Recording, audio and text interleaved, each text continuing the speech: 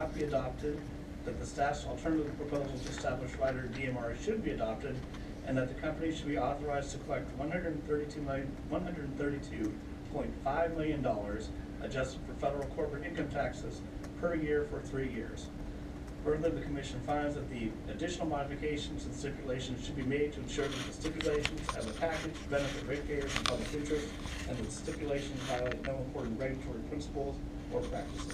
Okay, thank you. Sure, we'll have plenty of discussion here, but can I first get a motion for approval? So moved. And a second? Second to the motion. Okay, so discussion, I will go ahead and go first. Today we issue our 5th entry on rehearing in this case. Since I was sworn in less than 5 months ago, I have been expressing my desire to tie up the past and open the door to a conversation about a better energy future for this state. This entry embodies that message. After reviewing the record in this case, the Commission is denying FirstEnergy's modified retail rate stability rider, finding that it is not in the public interest. We are adopting the PUCO staff's proposal and ordering FirstEnergy to establish a distribution modernization rider. The rider DMR's primary purpose is to ensure that FirstEnergy retains a certain level of financial health and creditworthiness so that it can invest in future distribution modernization endeavors. As originally stipulated by the parties, FirstEnergy will pursue grid modernization efforts. It has, in fact, already filed a grid modernization plan with the Commission. I have said on a number of occasions now, in a number of different venues, that the Commission intends on having a very robust conversation about the future of the grid and the electric industry. The Commission will evaluate FirstEnergy's grid modernization plan after having that public conversation.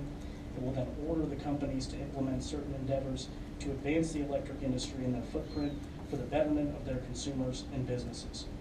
I have also issued a concurrence in this case that distills a rather lengthy order down to a few pages.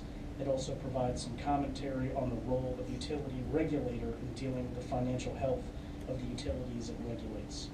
Vice Chair Trombley. Thank you, Mr. Chair. Today's order also provides a needed incentive to the companies to focus on innovation and resources on grid modernization. As many of you know, the issue of grid modernization is not an Ohio issue alone. The whole U.S. grid is undergoing a transformation unlike anything we've seen in the past 100 years. Our grid uses technologies that date back to Thomas Edison, but our grid is now tasked with integrating new forms of power generation to be delivered and used in new ways. Over the next 10 years, the rapid increase in supply of natural gas and renewables, increased customer engagement, market activity, and the integration of environmental and other policies will have implications on our electric grid.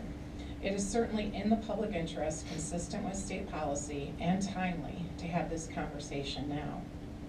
As the chairman has said today, the Commission will have a robust discussion about the future of the electric grid. We will have a dialogue about Ohio's energy future, the role of the utility distribution company, technology, rate making, and consumer engagement in Ohio. It's very tempting to look at these policies in silos, given the many dockets we have here pending at the Commission. However, our mission is to build a comprehensive plan. Just as this case received due process, the grid modernization discussion will as well. Following that process, the Commission will evaluate FirstEnergy's initial plan and determine the most effective way to implement grid modernization in their territory and across the state in Ohio.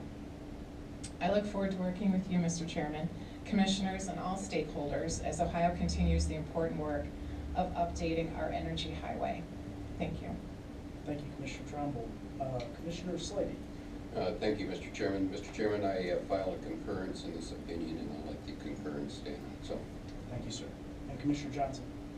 Mr. Chairman, there's a lot of hard work goes into an order such as this.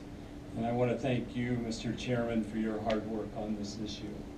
I also want to recognize the hard work of the Commission staff that worked on today's order.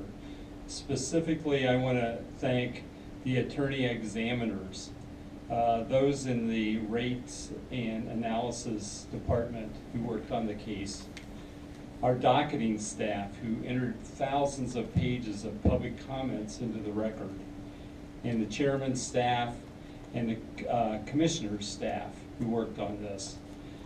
On behalf of all of us commissioners, we want to thank all of these people so much. Thank you, Commissioner Johnson, well said. Okay, so we have a motion and a second. All those in favor of approval, please say aye. Aye. I vote aye. Any opposed? That case is approved.